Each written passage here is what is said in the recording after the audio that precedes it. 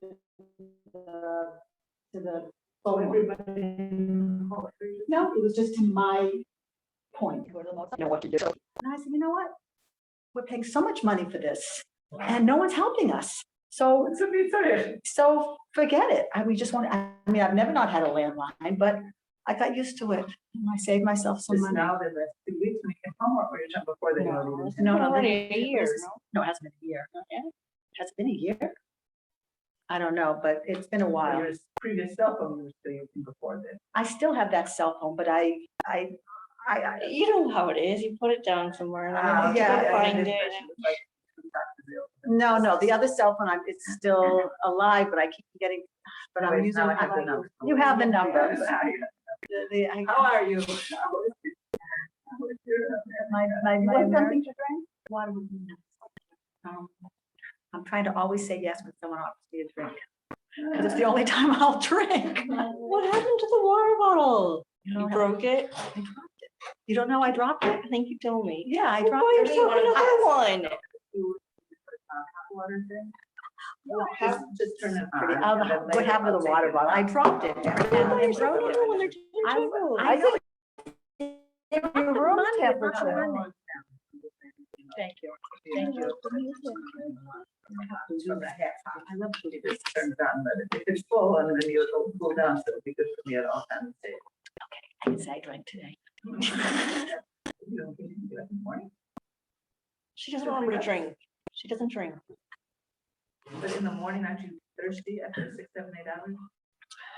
Go walk in the morning. When I come back, I have a cup of tea. When you first get out of bed, you don't feel like, especially since but you don't use the air conditioner. No, that's a little bit less, but still, it's been that many hours since you had it. I have a bottle next to my bed. Sometimes I do get thirsty in the middle of the night and I'll drink a little sip, but to drink like a whole glass, When you wake up in the morning, it's supposed to be really good. Wash out the. I know, I should do that. She only drinks after After I walk, when I come back, I have a hot cup of tea, which is really silly. One. First, drink a cup of water and then drink your hot cup of tea. I know I have to put on a list of all, this has been on my list of things to do for Rosh Hashanah for like the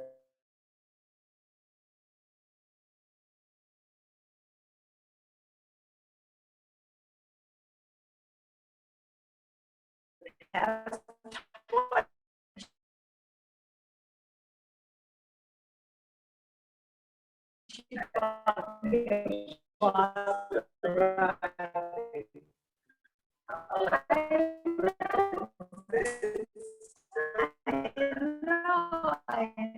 I probably better. I don't think twice as sleep.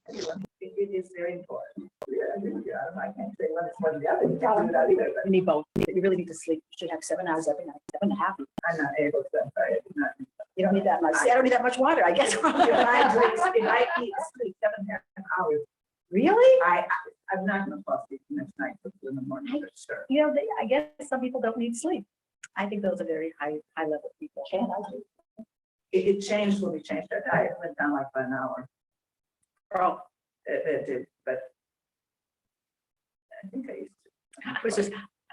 I was just reading about someone who's lived, my mother, I went to visit my mother, she's 95 now. And I was reading about somebody who's, you know, she's in her 90s and she looks fantastic and she, whatever. She says, what do you do?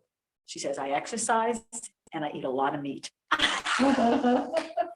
She's 90. Diet and it works for them. Everyone's body's different. Exactly. So I said, The you know, people who are over the past 80, they did not have a rich life of food whenever they wanted, when they were in their formative years. No, almost everybody was the or wherever the country they lived. They're over 80 now, which means that their whole system was built differently. It was just maybe. I mean, my mother's grandfather owned a grocery store. They had plenty of food. Yeah, but they didn't have all the processed junk that we have. I mean, it was healthy food. Oh, you're saying it was healthier. also that's another thing, that what they ate, there wasn't any the stuff that's invented. Absolutely. They ate at home, right, and they didn't, there was not yet Processed Processed food, no. food. Yeah, sure. Okay. That's All right, so we're gonna start. Thanks for coming. So when Janet told me I should give this year, I said, what should I give him? She said, whatever you want. So I said, okay, let's talk about Sukkos. Because to me, Sukkos kind of gets passed by. We spend so much time focusing on El, and Rosh Hashanah, and Kippur, and Asher Shuvah, and those are very important to focus on, but we all focus on them anyways. We don't need a class on it. So I said, okay, let's talk about Sukkos. Good, great. So I don't know. To me, women in Sukkos, it's kind of, it depends who you are. Some women have a really hard time connecting. Some people love it. It depends. So I really wanted to try and help us connect a little bit to the ideas of Sukkos, because as women, we're not obligated in the time-bound mitzvahs of our minimum and sitting in the Sukkah. We are, of course, happy to do the mitzvah, but we're not obligated to do it. But Yom Tov, yes, I mean, yeah, for us as well. Yes, we have Yom Tov, but we're not obligated to go sit in a Sukkah. If there's not enough room, and we have men, the men have to take the spot. So I wanted to figure out, how do we connect? How do we connect to Zman Simchasenu? How do we connect to this Chag in general? So I spent some time with some different sources, and I spoke to my rabbits, and I said, like, how do I do this? So let's try and find out all this together. So Sukkot comes right after Yom Kippur. We have a couple of days in between, but we are basically considered tahor. We're considered pure. We've come to the judgment of Rosh Hashanah and Kippur. We've been judged as a klal. We've been judged as individuals. So we're considered pure. So this is one of the reasons called Zman Simchasenu, because we're coming into this Yom Tov with a sense of purity that we don't have with any other Yom Tov. We don't have time. We're so Exactly. busy. We're so busy It's preparing written that for the first 4 Sukkot. days after Yom Kippur, the law minyan avonot. It's כתוב על היום הראשון של סוכות, היום הראשון לרישום, I don't know what word it is for avonot. Sin. Yeah, it's no, but I'm saying the word that I don't know what it is. No, that I understand, but the word is Okay. minyan, the minyan avonot. The minyan avonot. I used to say that we're preparing. Right. You can't, it's not a mitzvah, it's a hechsher mitzvah. So you bought one esrog, you know, you're gonna get a knife one, you do another. You made one kind of ice cream, you heard about a new kind, you made a new kind, you know, it's like you're always, and then you get to there. Right. Is it the kosher sukkah? Is it the kosher this, Right. you know? And that's minyan avonot. But those 4 days are like, Right. So So- some comes to us and says, you've already been judged in the past. Now focus on the future. Don't worry about what happened last year. Focus on the now and the future. Because in the desert, Bnei Israel started building the Mishkan on the 15th of Tishrei, after they've been forgiven for the Plate of Ego on some level, after they went through the different levels of the 10 Commandments and the 2 different sets of tablets. We now get to building the Mishkan. And they're so happy. Hashem says, don't focus on the past. Think about the now. Think about the future. But this applies to all of us, because we're all so focused on the past. Did we daven properly or did we really daven what we needed? Did we, are we forgiven? Who knows? We won't know until next year. But we can focus on the future, on the present time. Another thing that, if you actually think about Sukkot, it's supposed to remind us of the Anei Kavod, which were merit of Aaron Cohen. And why did Aaron Cohen merit to give us Anei Kavod together? Because he pursued peace. And this is such a huge idea in Yiddishkeit. I don't think we realize how big of an idea it is, but this is what the Chavetz Chaim talked about. This is what we talk about when we talk about bringing Mashiach, is peace. Shalom between Klal Yisrael, between each other, between your family, your children, your husband, wife, peace. The more we pursue peace, the closer we are to Hashem, the closer we are to bringing Mashiach. Because when we're pursuing peace and we're sitting in the sukkah and we're stopping to think every time we're tired and we're frustrated, we've just spent 4 days preparing, cooking, we're not serving, and we're exhausted and we're just like, leave me alone, right? Haven't we all felt that at different points? Never. Never, ever, right?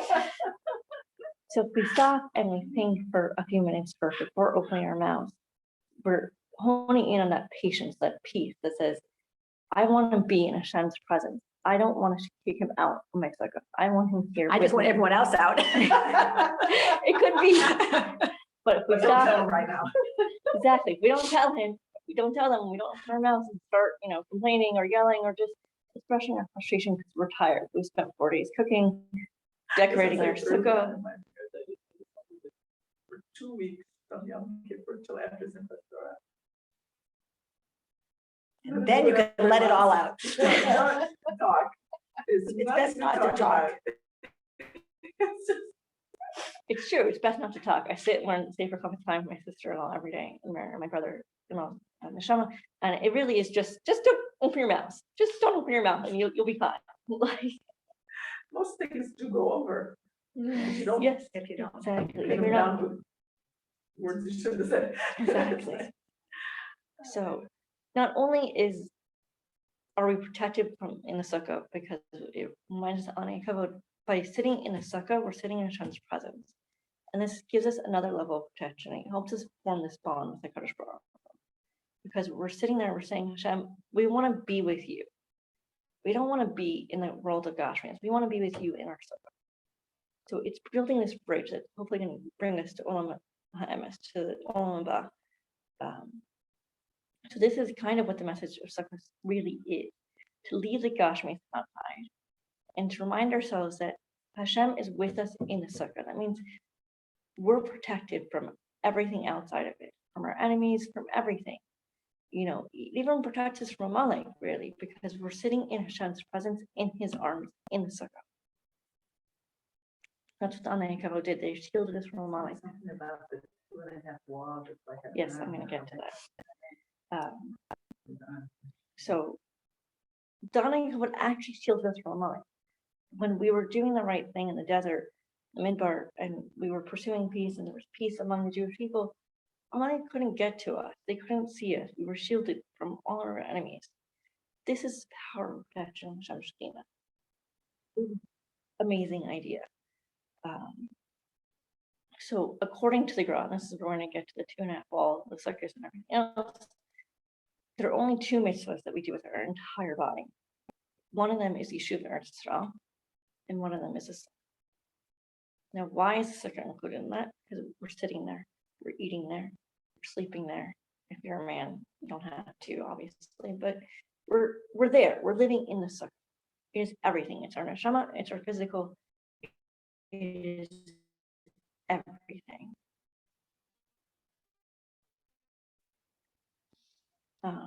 Basically, according to Sfas Edsel, in the sukkah, that we kind of forget about the Gashmias a little bit. It's all about the neshama. And it's the same idea with our Ramina, which we're going to discuss a little bit later. When we take them, we're taking them with our whole body, our hands, standing up straight. We're using our mouth to say the bracha, and they also represent different parts of our body. Maybe women don't have to because the women's bodies are totally involved in other business. It could be. It very well could be, yeah. Just the whole idea of the body and everything. The whole, we don't need that reminder. So it's not Exactly. always for us. We don't need the same reminder as the men and the boys do, but it's still a beautiful idea. And when I was single, I didn't have a sukkah of my own, and I could go to people and try and get a meal here or there, but you don't want to keep doing that every single day of Ramadan. It's no name. So what I used to do, I used to go over to Tachon Markazi, or the old city, and I'd find these random Chabad Bachram who are holding out our Raminim and say, I want to make a bracha. And I would take it from them and go into the sukkah and make a bracha.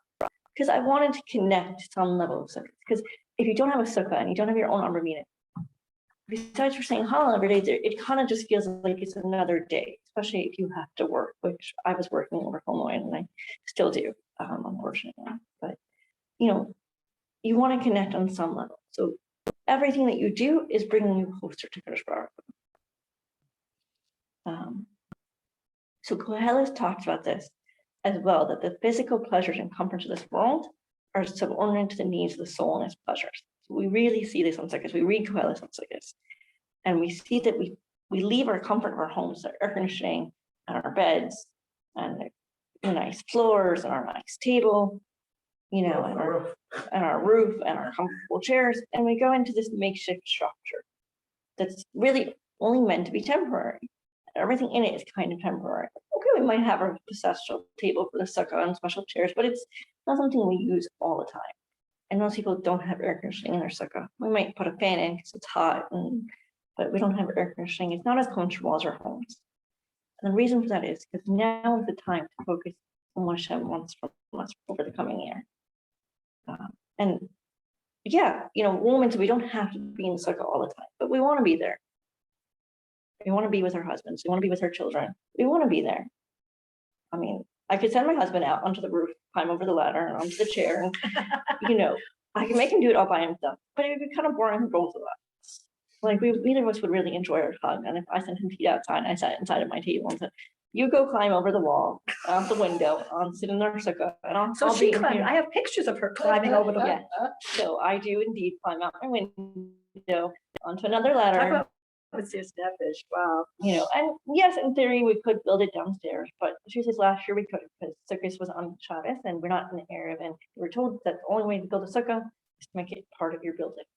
It had to be on our roof. So it was actually not so bad. It was actually easier to bring the food out than to put it in a laundry basket and Bring it down 4 flights of stairs. put it out the window. And How many decades did I do those I flights know. of stairs? exactly. So we all know what it's like to do the stairs and My I daughter-in-law was talked, on my. my daughter-in-law talked about living in Manhattan and and nobody, and so they have a Yeah. lot, what do you call it, a store cart, a cart from the Yeah. supermarket, and they have to wheel all of their food to the sukkah of the shul because no one was allowed to build a sukkah in the building that they lived in, and that's Who said that? Hannah. She said they lived in Manhattan. She said on the east side, and this is how Not on Shabbos, they couldn't, but on the other days, yeah. they would wheel all their Wow. all of their food. sit in we're that all sukkah. very lucky that we can build our own sukkahs. We have Yeah. as much as I have Everybody to, these days has it on the- climb out the That's window the- or whatever, at least I can build my sukkah. Yeah. And no one in my building cares. And, Right. In Columbus, Ohio, so we built it and it rained all the time. And when we had good fortune, there was a few times we could eat there. But sleep there was not one night that it didn't rain. And then they would put up a sign, you must take down. Take down your Within 10 days. within 10 days. So Shlomo Melech was the author of Kohelet. And the reason he's able to write the soul takes, precedence over the body is because he was able to ask Hashem for whatever he wanted. He could have asked for riches. He could have asked for anything. Instead, he said, give me wisdom. And because he asked for wisdom, Hashem did reward him with riches, but he had the wisdom to write out Kohelet and see that really our neshama is crying out to be the main focus in our lives. He could say it because he was the richest around, so he Right. had experienced it already. Yes, but he asked for wisdom. He didn't ask for wealth. He could have asked for wealth, and Hashem would have given it to him. Because he asked for wisdom, Hashem gave him the wealth in addition to it. So Sukkot, to me, is about recognizing what is genuine in this world and what is not. It's not easy. We all get bogged down in the physical and the rush It's of hard every because day. it's, just like Yes. Purim with all some details gushing, but trying to hide the actual. Exactly. So we need to kind of slow down a bit and try and focus on what is real in the sukkah and not just, the food and the serving and the, cleaning up. That's not really what's important. Yes, it should look nice. It's yantif and we want to have a nice table. We want to have nice food. That is not the ikar of yantif. So as I said, we're removing ourselves from our home. So this is one of the ways we connect to it symbolically, because we're going outside into this structure. It is not as nearly as comfortable as our Gashmias lives. I live on the first floor and my apartment is not exactly cool, but it's still hotter on my roof than it is inside my apartment. Especially when I can put the air conditioner on in my apartment and I don't have an air conditioner in my sukkah. So, we all know what it's like to go outside of our air conditioning when it's hot and it's humid and the sun is beating down. I mean, I grew up in the desert and it was still 110 degrees most years on Sukkot. Okay, like if we were lucky, it went down into the mid-90s or the low hundreds. Like it was still hot most years on Sukkot. But we did it anyways. And when it rained, it rained. It didn't rain. It usually rains Sukkos Torah. Sometimes the first night, you never know. But we did it anyways because this is what it is. It's not about being comfortable. It's about meeting Hashem, meeting with Hashem. So this is basically we're going in a positive direction, of meeting Kadosh Baruch Hu and saying, I want to be in your world. I don't want to be in the physical world of only God. I want to connect the two. Because that is what we're supposed to be doing as women. We're supposed to be bringing together the physical and the spiritual and making it one. So we're all kind of homemakers in our own form. And Sukkot comes and we're no longer in charge of our houses. We're not in our house, as I keep saying, right? We go outside into this weird little hut that we built and we say, okay, and we spend 4 days cooking and cleaning and decorating. And now it's empty. We're taken out of our homes. And we have to focus on the simplicity of that new home that we're living in. Because by focusing on the simplicity, we focus on Kadosh Baruch Hu. We just crowned him king on Rosh Hashanah. Right? This is what Rosh Hashanah is all about. It's the Malchus of making the Kadosh Baruch Hu king. It's not about asking for our own needs. It's about asking for the claw. It's about asking for Mashiach, making him king. So when we're inside, we get bogged down into the details of our everyday lives, of work, of laundry, of cooking, cleaning, dishes. It's never ending for most of us. It's a constant. There's always going to be laundry. There's always going to be dishes. There's always going to be something that has to get done. It's just that's life. Shopping, quilting, whatever. There's always something that we have that keeps ourselves busy, right? And sometimes it's just making the home, making sure it's somewhat clean and organized and focused. And sometimes it's making Shabbos. Sometimes it's quilting for other people or for yourselves.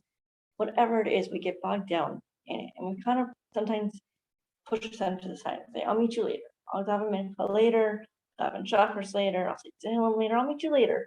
Later. I don't know, I'm guilty of that. I don't know about the rest of you, but I have a hard time davening every day at a set time and but it's something we all have to work on in our own form, whatever works for each of us, whatever we need to work on. So we're taking the physical of Rosh Hashanah, which is, obviously there's spiritual aspects to it, but it's almost like Shabbos, and then we go to shul, we daven, okay, so it's a much longer davening than Shabbos, but we go to shul, we hear the shofar, but it's not Shabbos, and then we come home to down to a meal, another meal, 4 meals in Rosh Hashanah. So there's a lot of physical involved in the Rosh Hashanah, a lot of that, okay, yeah, we're not supposed to be thinking about it, but it's there, right? It's there. The filling our stomachs, we're hungry, we've been in shul davening or davening home for hours, and it's a long morning, and we're hungry. So we sit down to this beautiful meal. And yeah, it's supposed to, we're supposed to be counting Hashem King, but it's almost like it gets lost in there. Then we come to Yom Kippur. We're not eating, literally in shul all day. And a lot of the night, we're standing in shul, we're davening, kind of begging for our lives a little bit. We're davening, and it's completely spiritual. There's no food, there's nothing. It is completely spiritual day. Now we come to Sukkot. We want to take the spiritual and we want to take the physical and we want to bring it together. So how do we do this as homemakers? As we said, we don't have the mitzvah of sitting in the sukkah. That's the essence of Shalom. Yes, essence of Shalom, exactly. We don't have the mitzvah of taking the obligation. We can get the mitzvah of doing it, but it's not our obligation to do so. And yes, we have the obligation to have a yom tov, lighting candles and davening and saying hello, but it is not the same as having to physically be in the sukkah, take the Avramina. So, as Representative Unger just said, it is essence of Shabbat. I said in the beginning, it's taking that moment to pause, stop and think when we're exhausted, we're tired. We've just spent 4 days cooking and then Shabbos and we're just tired. We're tired of everything. We're tired of having guests. We just want, we want some peace and quiet for 10 minutes and no one's going to give it. We stop and we think before we open our mouths. We bring that shalom into this world, connecting the physical and the spiritual, and we're building a bridge to Olam Haba. Well, by saying, Hashem, because it's your day. It's your day right now, and I'm tired. I've just spent 4 days cooking for this crowd of people coming to me, or for my husband, or for my children, whatever it might be, or I'm bringing food with me when I go, whatever it is, we all do something.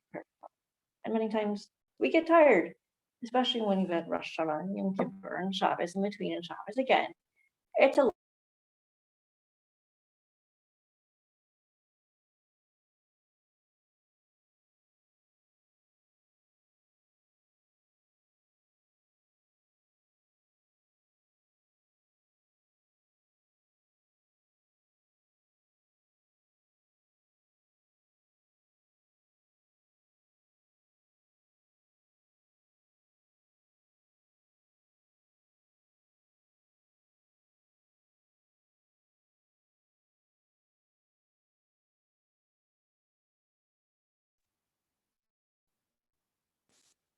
and well, they called right now. Oh, sorry, just give me 1 second. Let me tell my.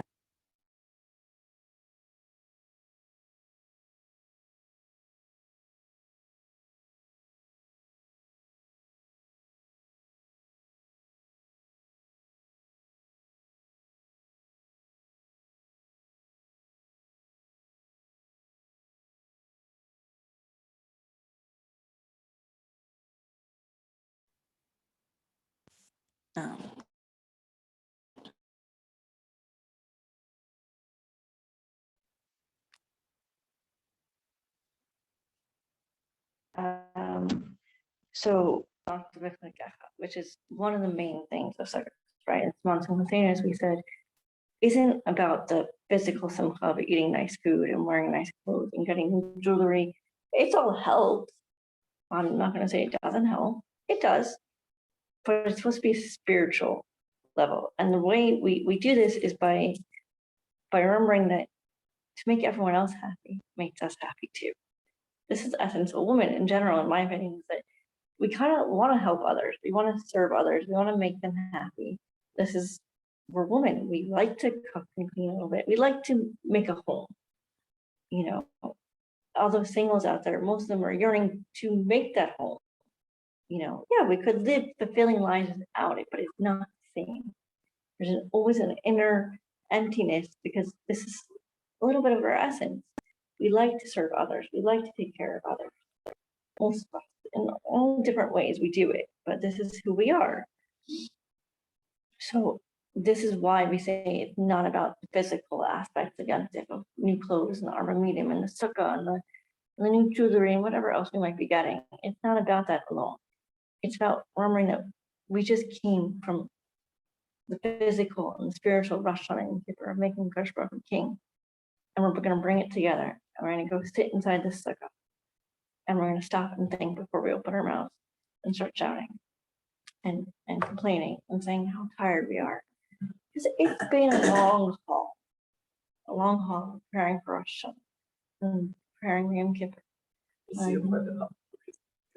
Exactly. It's all chopped up this year. Your Shabbos routine, everything. And it gets a little stressful and it gets a little tiring. And you're kind of like, I just want some peace and quiet. I just need to kind of go into myself. But I can't. I have guests. I have my children. I have my grandchildren. I'm a guest at someone else's house, whatever it might be. We all have our own ways of doing Sukkot. But if we stop and we think and we say, look at how beautiful it is. Look at how beautiful it is. We can see maybe a little bit of the stars through the skach, and we can sit inside the sukkah and we can say, look at my yontif table. Look at how I'm surrounded by family. If we stop and we look around us, and we take in Israel, and we see everything, right? And we take in and we're doing that and we focus on it, right? We focus on that. It's not just physical. We're sitting inside this box that we don't really want to be sitting in because it's really, really hot. And there's bugs and there's bees and there's mosquitoes and there's just ants. And you can't really do anything because it's yontif and you can't trap them. You can't, there's only so much you can do. So let's be honest, the physical isn't all that great. It's not all that's cracked out to be. So if we take a moment and we look at the beautiful things that are physical, when we realize this is really at a higher level than what we normally do. Because Shabbos is beautiful and we celebrate Shabbos every week. And if we're lucky, we connect to it. Sometimes it kind of gets also a little bit physical. It's just it's Shabbos again. What are we making Shabbos? What are we doing for Shabbos? It's not, we're forgetting that there's a spiritual aspect. Sukkos is here to remind us, you're not in charge. I'm going to bring you into my sukkah, and you're going to sit in my arms, and I'm going to protect you. Because you're not in charge. You think you are, but you're not. So it's one way to find this, peace and the simplest to have patience. When your grandchildren are begging for another drink or another treat or whatever, give me more, and you're just like, make them stop. Go there. Go over there, get out of my sukkah, whatever it is, dig deep down into yourself for a little bit of patience. And what does patience have to do with sukkah? So I believe this class Emma's brings down that Adam and Chava managed to wait just slightly longer. Adam and Chava managed to wait slightly longer to eat the Eitz Hadas, then we would have gone into the next world already. And there are people who say that Eitz Hadas was natural. The whole point of the Eitz Hadas wasn't that we weren't going to be able to eat it. It was that we needed to have patience. So when we want to bring Mashiach, when we're sitting back, we're looking over the past 2 years of Corona and the isolation and the lockdowns, whether you agree with it or not, doesn't matter. It's been a very strange couple of years. Let's just agree on that. And we're saying, where is Mashiach? Why is he not here yet? He's gonna come. And we're in the darkest days where we kind of think he's not coming, but he's gonna come. One of the ways to bring him is with peace and patience. And so when we get frustrated and we're just like, Shem, save me, take down that patience. If we're gonna get to the Eitz Hadas, we're gonna get to Mashiach. He is gonna come. So now we're gonna get to the future part of it. Let's look at the sukkah and the Armina and what they represent. So our sukkah, right, it's got the roof and the 2.5 walls. It kind of looks like a hay if you think about it. You got a roof, you get a leg, you got a leg over here. So why am I bringing the hay? So the hay is a very feminine letter according to Kabbalah. And if we look at the Tanakh, we look at Torah, Sarai became Sarah, Ish becomes Isha. Just 2 quick examples. So Sukkos is about the feminine. It's not just about the men sleeping in the sukkah and taking the Armina and going to shul and doing Hashanas and all those things that women aren't really a part of. We're not. We're not a part of it. We have very separate roles in our lives.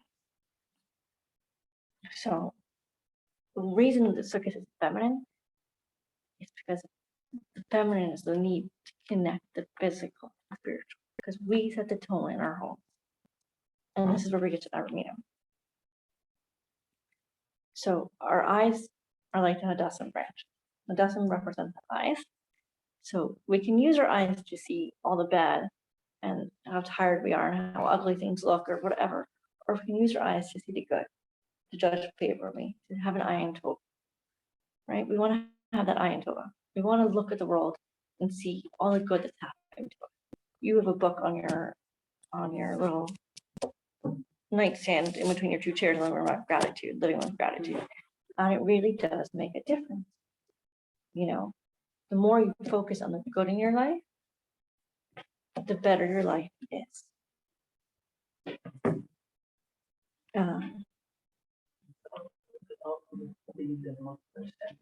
Yes. Was he stopped lying? Yes. Given all the breath and everything else that we're shy, but everybody has to have conversations. So when are we gonna? Right, exactly. Another thing that women represent is the heart, which is also the Esrog. Just like we said, the Torah home, we're also kind of the heart of our home. The happier we are, the happier our husbands are, the happier our children are, the grandchildren, whatever it might be. If we're happy, everyone else around us kind of have to. If we're radiating warmth, everyone else is going to radiate that back. That's why they say you walk around with a smile on your face, you're going to get smiles back. Because it makes everyone else smile when you have a smile. It does. So, like I said, we set the tone of our home. So the more we want a home that's filled with spiritual, the more that home will be filled with the spiritual. Now, the lulav, right? Lulav is this straight thing. It's kind of in the middle. It's just a bunch of, it's basically this one big long week. What are we doing? It is like our spine. It's kind of like the roof. We use it to protect everything else. So we want to protect our homes from outside influences, from anger, from frustration, from everything that we don't want. Remember the lulav. Remember to stand up straight, to be the spine. Don't give in to the temptations. We want to be stronger than them. We want to stand up straight and be strong like a lulav.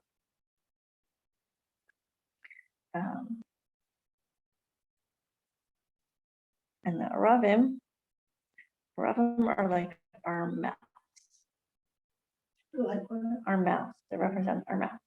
So now our mouth can be used for good, it can be used for bad, as we all love about. We can use it to speak Shonara, or we can use it to be l'shem Shemayim. When we are cooking for Yom Tov, for Shabbos, you can say l'shem, Kavod Shabbos Kodesh.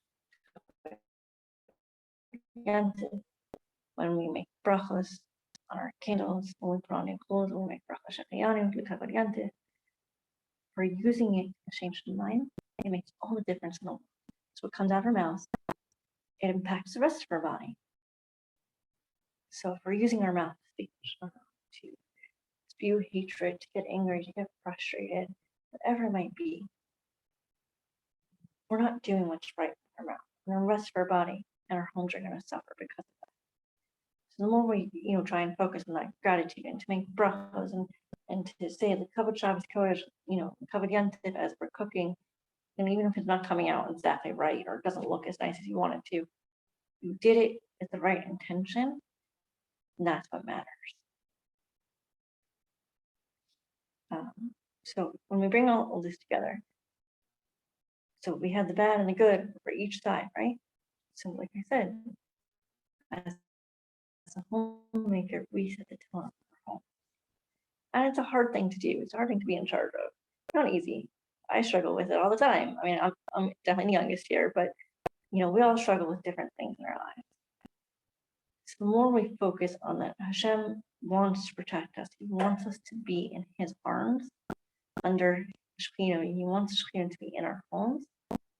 The more we're going to set that tone in our homes the way we want it to be, the way we want it to look, the way we want it to go forward. We want our children to be.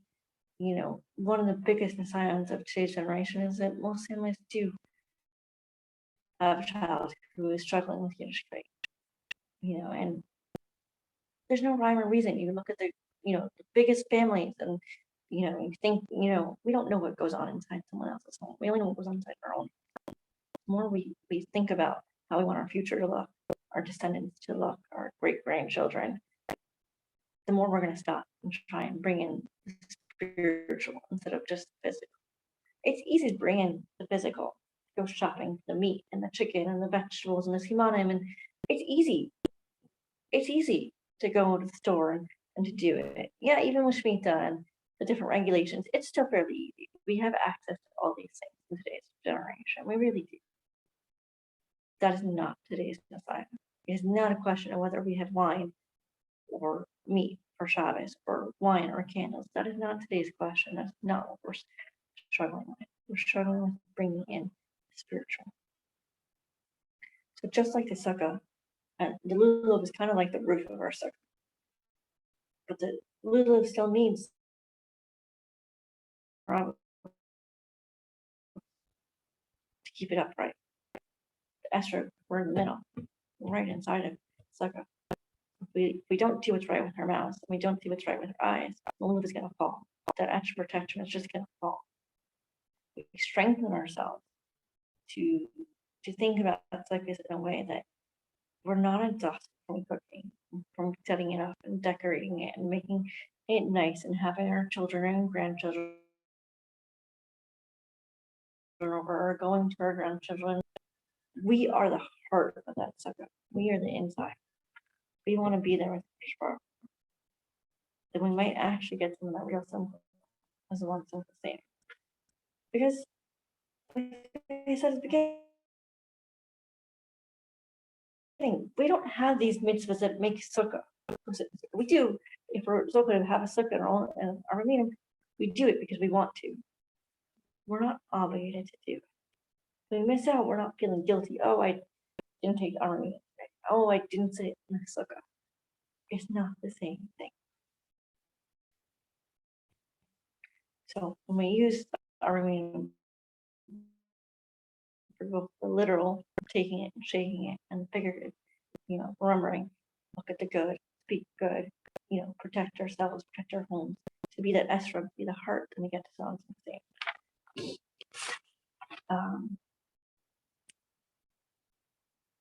So that was basically from Rav Leff. I went to Rav Leff and Sukkos, and I tried to bring down their ideas to a level that we could connect to.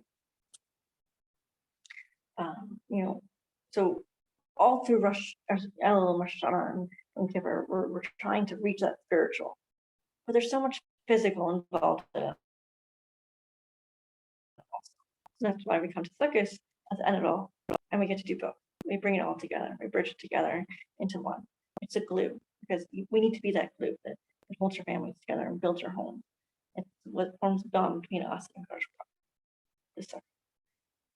So the Sfas Emes brings down that the Sukkos is the symbol of every Jew's desire to run to Kodesh Baruch Hu. It says it's a desire, the symbol of every Jew's desire to run to Kodesh Baruch Hu.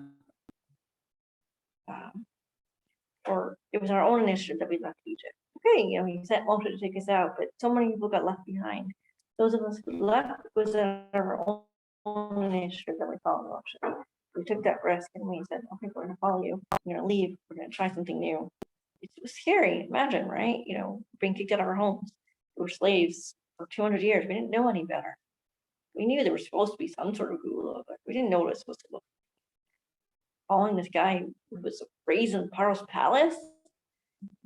What are we thinking? How do we know he's not on Paro's side? How is we know that he's not leading us to our death, right? We took initiative and we followed. We had faith. We had emunah. We had bitachon. That this was the right thing to do. So it's kind of reminding us that we're putting that value on the spiritual again and not the physical. So if we put the value on the physical, we would have stayed behind in Egypt with the fish and the watermelon and everything else we complained about, right? We would have stayed behind, but we didn't. So we took the chance and we said, we're going to follow Moshe because we want to connect to Kodesh Baruch Hu.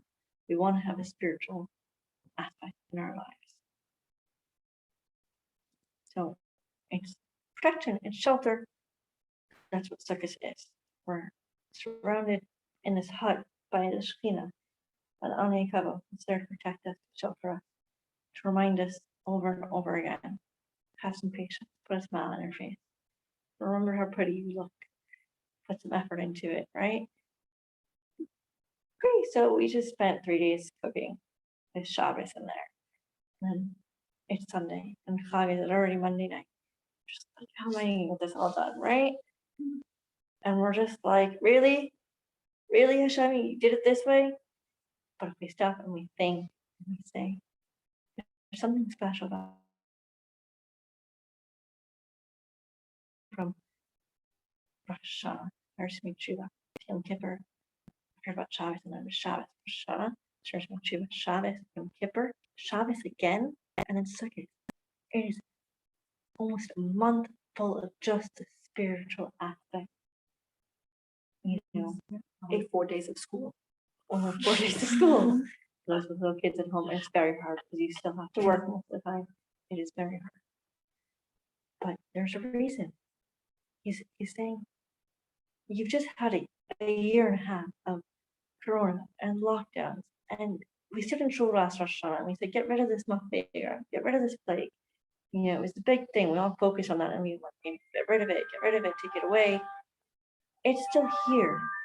So Hashem is saying, I'm still drawing you folks, come closer. Come closer, you're not done yet. Come closer to me. It's building that bridge into God. So Sukkos is about that spiritual bitachon.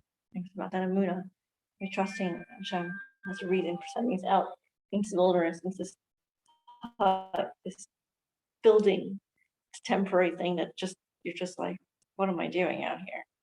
It's 95 degrees with 90% humidity, or it's 110 degrees and the sun is beating down on me. What am I doing out here? We're out there with Hashem. He wants us to be in his presence. He wants to bring us to Simcha. He wants to bring us to Canaan. He wants us to build that glue, that bond, to charter our path for the future and for the past, and bring it into the now and say, yeah, okay, so I raised my children, or I haven't raised them yet, but I have grandchildren, I have great grandchildren, whatever it might be. There's someone who needs my prayers. There's someone who needs me to be sitting in this sukkah and basking in Hashem's Shekhinah, because I am the tone of my home. I set the tone of my home. I am the esrog. I want a home filled with spirituality. And so when we do that, is trusting Hashem, having a little patience, pasting a smile on our faces, no matter how tired we are, and biting our tongue. Thank you for listening. That was great. I have one thing to say that's helped my service a lot. Yeah. But